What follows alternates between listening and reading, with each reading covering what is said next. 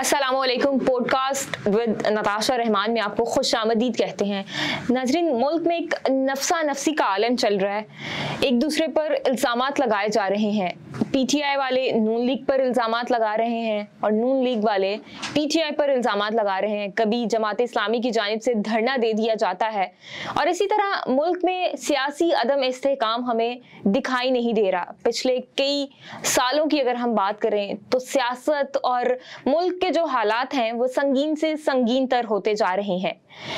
और इसके साथ साथ बानी पीटीआई चेयरमैन कासिम के वालिद साहब ने भी अब तो 9 मई के वाक़ये पर मशरूत माफ़ी भी मांग ली है। उनके बयान भी आ गए हैं। तो अभी मेरे साथ पीटीआई के सीनियर रहनुमा हाफिज ज़ीशान साहब मौजूद हैं। इन्हीं को अपने पॉडकास्ट में खुशामदीद कहते हैं और तमाम जो सवालात हैं जो आप भी जानना चाहते हैं, हम भी जानना चाहते हैं, उनके जवाबात लेते हैं। सर, बहुत शुक्रिया, अपने कीमती वक्त में से आपने वक्त निकाला और हमें टाइम दिया। सबसे पहले तो ये बताइएगा कि एक तरफ खान साहब कह रहे हैं कि 2 माह में गवर्नमेंट गिर जाएगी, नई हुकूमत आ जाएगी।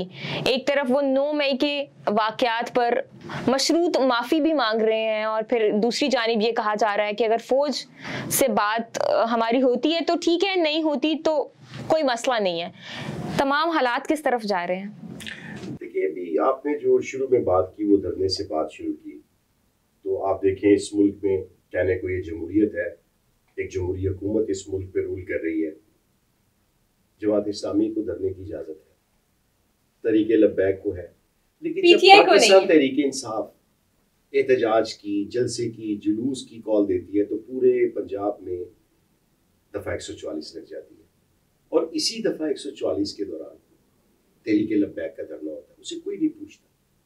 यहाँ से आप अंदाज़ा लगाएं कि तहरीके इंसाफ खड़ी हुई है तमाम पार्टीज के, तमाम इदारों के बिल्कुल एक तरफ।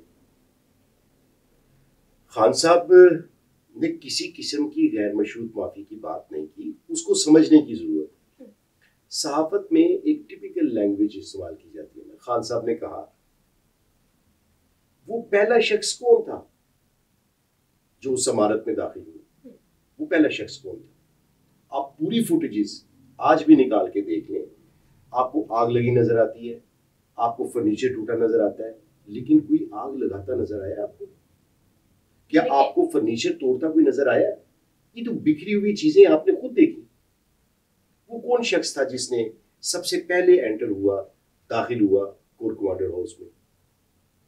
आप ये देखें, सब इदारे ये क्लेम कर रहे हैं कि उनके पास फुटेजेस सारी मौजूद है। तो फिर आप देखें कि इस मुल्क का आइन, इस मुल्क का कानून इस बात को बयान करता है, अगर किसी जुर्म के शवाहिद छुपाए जाएंगे तो ये संगीन जुर्म है। तो फिर इसका मतलब है कि जिन्होंने इन शवाहिद को छुपाया है वो इस संगीन जुर्म के मुर्तकिब हुए। यानी एक सियासी पार्टी को जो जमहूरी सियासी जद्दोजहद पे यकीन रखती है, आप उसकी खवातीन कारकुनान को उनके घरों के चादर और चारदीवारी के तकद्दुस को पवाल कर दें। यहाँ पे जो डेली वेजेस लोग थे वो 8-8, 9-9, 10-10 महीने जेलों में काट के आए, उनका मौशी कत्ल हो गया। यानी फिर उन्होंने किस जुर्म में सजा भुगती है? शवाहिद पेश करने के लिए होते हैं कि शवाहिद छुपाने के लिए होते हैं? तो खान साहब ने कहा कि आप वो सारी फुटेजेस सामने लाएं, अगर हम लोग उस पर मुलव्विस हुए, तहरीक इंसाफ उस पर मुलव्विस हुई तो माफी मांगेंगे। तो आप इसको आप फिर समझ लें। ये अच्छा, हमारा जो सुनने वाला है, हमारा जो आम शहरी है, ये शऊर वाला पाकिस्तान है। इस शऊर वाले पाकिस्तान में आपने देखा कि 8 फरवरी को लोगों ने जब फैसला कर लिया कि हमने इमरान खान को वोट देना है, तो उसने, आम आदमी ने इंतहाबी निशान को ढूंढ ढूंढ के वोट दिए और तहरीक इंसाफ ने पूरे पाकिस्तान में क्लीन स्वीप किया। चूंकि आज हम शऊर वाले पाकिस्तान में रहते हैं, तो ये गैर मशरूत एक सहाफती जुबान का एक लफ्ज इस्तेमाल किया गया, लेकिन कौम को गुमराह नहीं किया जा सकता, उन्हें बहुत अच्छे से पता। हमारी जो मौजूदा सीएम मरीम नवाज साहिबा हैं वो कहती हैं कि हमारे साथ भी ज्यादती हुई थी, हम भी जेल भुगत के आए हैं, जेलों में हमें वो सहूलियात नहीं दी जा रही थी जो अभी खान साहब को दी जा रही हैं। आप देखें, खान साहब से सहूलतें छीन ले, फिर आप इमरान खान ने तो कोई सहूलत ही नहीं मांगी। आप अंदर जा रहा खान नहीं, कोई मुर्गा नहीं जा रहा। खान साहब इस पे वाज़ेह कर चुके हैं कि मुझे एक ही मेन्यू दिया जाता है कई कई दिन तक। ये इनकी क्या, अब देखिए ना, इसकी तस्दीक नहीं है ना आप जेल तक आपकी एक्सेस है, ना आप इमरान खान जब अपने पार्टी के लोगों से मिलते हैं मुलाकात के वक्त तो एजेंसीज के लोग वहां पे मौजूद होते हैं, तो क्या बात हो सकती है। और एक हफ्ते बाद जब वो हियरिंग होती है तो पार्टी के लोग ये पूछेंगे कि खान साहब आपने क्या खाया, वहां पे तो संजीदा गुफ्तगू होगी ना।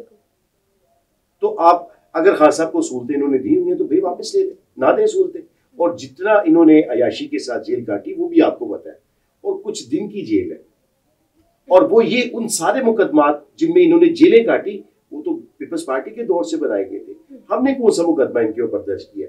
यानी आप मुल्क लूटे और फिर आप पे करप्शन के केसेस हों, उस जुर्म में आप जेलें काटें तो कल को कहे जी हमने भी जेलें काटी। ये सियासी जेलें नहीं थी, वो जुराइम पर दी जाने वाली सजाएं थी।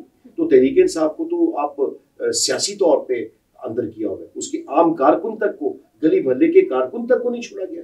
अच्छा ज़ीशान साहब, आप अभी ये कह रहे हैं कि केसेस बनाए जाते हैं, तमाम पार्टीज के जो लोग हैं, सियासतदान हैं, उन पे केसेस बना दिए जाते हैं, करप्शन के केसेस स्पेशली, लेकिन जब वो बाहर आते हैं तो ये कहा जाता है कि ये सियासी केस थे। और फिर उसके बाद अभी आपने तो बड़ी अजीब बात कर दी। एक पूरे मुल्क ने देखा, पूरे पाकिस्तान को पता है कि तहरीक इंसाफ, अब ये जो आम कारकुन था हमारी किसी गली मोहल्ले का, उससे क्या करप्शन की थी? जिस खातून को बालों से पकड़ के सड़कों पे घसीटा गया, हिरासत में लिया गया, उससे कौन सी करप्शन की थी? तो तहरीक इंसाफ को आप बाकी सियासी जमातों के साथ कंपेयर नहीं कर सकते। इन पे सियासी मुकदमात नहीं थे, इनके ऊपर करप्शन के केसेस थे जो पीपल्स पार्टी ने, मुस्लिम लीग नून और नून लीग ने पीपल्स पार्टी के खिलाफ बनाए थे। ज़ीशान साहब, ये भी अभी पिछले दिनों हमने खान साहब की तस्वीर देखी, कुछ तस्वीर थी जो जेल से रिलीज की गई थी या जिन भी इदारों की जानिब से रिलीज की गई थी, हमने देखा खान साहब को सहूलियात दी गई। वहाँ पे हमें कूलर भी दिखाई दिया, एयर कूलर जो लगा होता है रूम्स में हम लगाते हैं, फिर बुक्स दी गई उनको। क्या कहेंगे इस पे? अभी भी आप कह रहे हैं कि सहूलियात नहीं दी जा रही है, तस्वीर कहाँ से आ रही है? ये सबसे पहले तो आप ये देखिए कि जहां पे चिड़िया पर नहीं मार सकती, वहां पे तस्वीरें किसने जारी की और क्यों, उसके अगराज़ो मकासद क्या थे, कौन है इसके पीछे, क्या? मुझे बताने की जरूरत ही नहीं है। एक बात। दूसरी बात ये कि कैदी के अपने एक हकूक है, यानी आप कैदी को पंखा देंगे, आप कैदी को बुक्स देंगे। या हमारी जेल में लाइब्रेरीज है, पूरे पंजाब की, पाकिस्तान की जेलों में लाइब्रेरियां मौजूद है, तो किताबें देना ये कौन सी सहूलत है? अच्छा, जो जेल का मेन्यू है वही दिया जाता है। और बात यहाँ पे सहूलतों की हो ही नहीं रही। चले अगर कोई सहूलतें इनको लगता है कि वो एक लेविश लाइफ गुजार रहे हैं तो उनसे सहूलतें वापस लें, चूंकि इमरान खान साहब ने तो बिल्कुल नहीं मांगी सहूलतें, आपने तो उन्हें जिस हाल में रखा वो खुश है। ज़ीशान साहब, मखसूस नशिस्तों के केसेस चल रहे हैं और फिर एक तरफ आप कह रहे हैं मखसूस नशिस्तें भी हमें चाहिए, असेंबली में भी आप मौजूद हैं और आप ये कहते हैं कि असेंबली में भी बैठे रहें। हम नहीं चाहते मखसूस नशिस्तें। इस मुल्क का आइन, इस मुल्क का कानून हमें कहता है कि आपने इतनी सीटें जीती हैं और आपकी मखसूस नशिस्तों पे ये तादाद बनती है।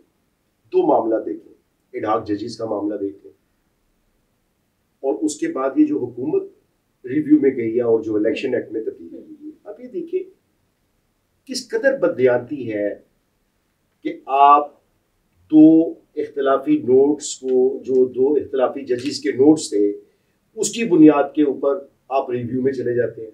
यानी अभी तो तफसीली जजमेंट आई नहीं है। अच्छा, फिर उसके बाद एडहॉक जजेस लगाने की जरूरत क्या थी? क्योंकि अपनी अकलियत को आप अक्सरियत में बदलना चाहते हैं। इस मुल्क में इस आइन के साथ और इस कानून के साथ जो खिलवाड़ इन्हीं इदारों ने किया, सब पूरी कौम ने देखा। दूसरी बात ये थी कि मखसूस नशिस्तों का मामला, सुप्रीम कोर्ट का एक तफसीली फैसला आया, अदालत में मौजूद जजेस ने फैसला सुनाया, ये तहरीक इंसाफ का हक है। देखें, आप पहले एक सियासी जमात के कारकुनों को पकड़ते हैं, आप उसकी लीडरशिप को सजाएं सुनाते हैं, आप चेयरमैन पीटीआई इमरान खान, आप उन्हें सजाएं सुनाते हैं और उसके बाद आप इंतहाबी अमल का उन्हें हिस्सा नहीं बनने देते, उनके कैंडिडेट्स को उठा लेते हैं।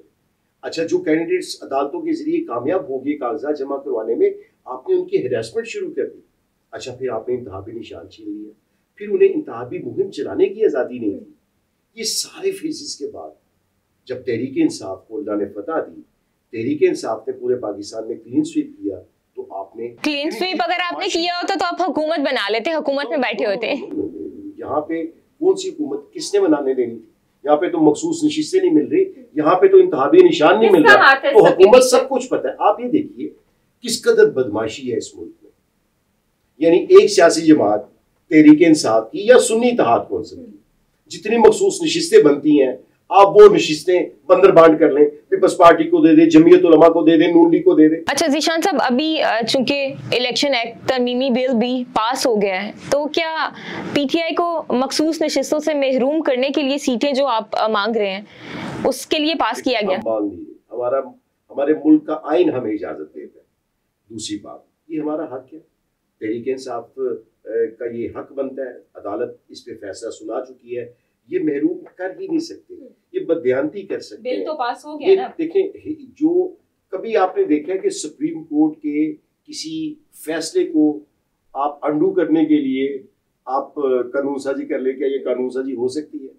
ये इनकी मत मारी गई है, इनकी मत मारी गई है, ये सुप्रीम कोर्ट पे ठहर ही नहीं सकेगा। तो ये कर ले अपना शो, जहाँ पे इतनी बदमाशी रियासती जबर इन्होंने किया है, वहां पे एक शो और पूरा कर ले। ऑलमोस्ट 1 साल हो गया खान साहब को जेल के अंदर रहते हुए।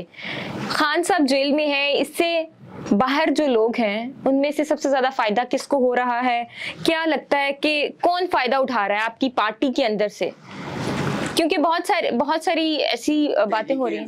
क़यादत में, लीडरशिप में न ग्रुपिंग है न लॉबी है, इस सारे बड़े मुश्किल हालात में इस पार्टी को सर्व करें इस मुल्क के लिए। अच्छा हाफिज साहब, ये भी बताइएगा, जेल में खान साहब हैं और जेल भुगत रहे हैं, कैद काट रहे हैं वो, और फिर मौशी और सियासी इस्तेहकाम आया या नहीं आया आपकी नजर में?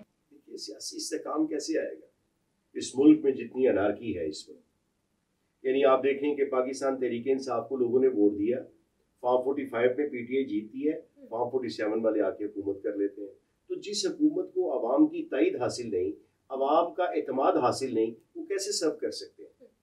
जो खुद जालसाजी से, जो धोखे से, जो अवामी मैंडेट पर डाका डाल के आए हैं इक़्तिदार में, वो कैसे इस मुल्क में सर्व करेंगे जिसको अवाम की हिमायत ही मौजूद नहीं है जिनके पास? इन शॉर्ट आप कहना चाह रहे हैं कि बदमाशी से अभी जो हुकूमत बनाई गई है, रियासती जबर और तमाम रियासती मशीनरी को इस्तेमाल करके ये हुकूमत बनाई गई है, जबरदस्ती की हुकूमत है जिसको अवाम की ताईद नहीं है। आप देखें, पहले आप लोगों ने डिमांड की इलेक्शंस करवाने की, इलेक्शंस हुकूमत ने करवा दिए, फिर इलेक्शन भी हो गए, आप लोगोों ने कहना शुरू कर दिया धांधली हुई है, हमें हमारे सिर्फ तहरीक इंसाफ कह रही है धांधली हुई है। सिंध में मुस्लिम लीग नून क्लेम करती है, पीपल्स पार्टी क्लेम करती है, जमीयत उलमा इस्लाम करती है, तो सारे जब ये कह रहे हैं कि जी धांधली हुई इस इलेक्शन में, तो आप उन सारे हलकों को खोल क्यों नहीं देते? बिल्कुल धांधली हुई, हम बिल्कुल बयानबाजी नहीं कर रहे। जब आप यहाँ पे एक आम सर्वे तो करें, अगर आपका इजाजत हो आपको ये चलाने की, जरा पूरे पाकिस्तान का एक बिल्कुल गैर जानिबदार एक रोड शो करें जिसमें लोगों से पूछे भी आपने वोट किसको दिया है। जब मैं जेल में था, जब मैंने इलेक्शन लड़ा, जब मैं ज़िमनी इलेक्शन में भी पार्टी ने मुझे टिकट दिया, जब मैं लोगों के पास गया तो लोगों ने कहा कि भाई पहले भी हमने आपको वोट दिया, इमरान खान को वोट दिया, भाई हम वोट देते आपको या निकल कहीं और से आते हैं। आखिरी सवाल मेरा ये है कि एक तरफ खान साहब कह रहे हैं कि 2 माह में हुकूमत बदल जाएगी, अभी आप इमरान खान को, पीटीआई की जो पार्टी है, आपकी जो सियासी पार्टी है, इसको कहाँ देखते हैं? देखिए, मुस्तकबिल क्या देखते हैं इसका? पूरे खित्ते के हालात बदल रहे, पूरी दुनिया में हुकूमतों के साथ जो है, यहाँ पे जो अभी हालिया जो भारत का इलेक्शन हुआ उसमें भी मोदी अक्सरियत को बैठे थे, एक इत्तेहादी हुकूमत बनाई गई। फिर बांग्लादेश के जो हालात थे, दुनिया बदल गई है। ये रवायती बदमाशी, इन ओछे हथकंडों से आप ज्यादा देर तक एक जमहूरी मुल्क में सर्व नहीं कर सकेंगे। तो खान साहब ने बिल्कुल ठीक कहा है, जहाँ पे बदला हुआ पाकिस्तान सामने है, जहाँ की यूथ को नज़म है, जहाँ के लोग सताए हुए हैं, यहाँ पे बिजली के बिल अदा करने के लिए लोगों ने घरों की चीजें बेची। कोई बात नहीं, सोलर लगवा के दे रही है मरीम साहिबा। सोलर जब लगेगा, जिसने आज बिल पे करना है वो क्या करेगा? और सोलर क्या ये मुफ्त दे रहे हैं, इंस्टॉलमेंट भी दे रहे हैं?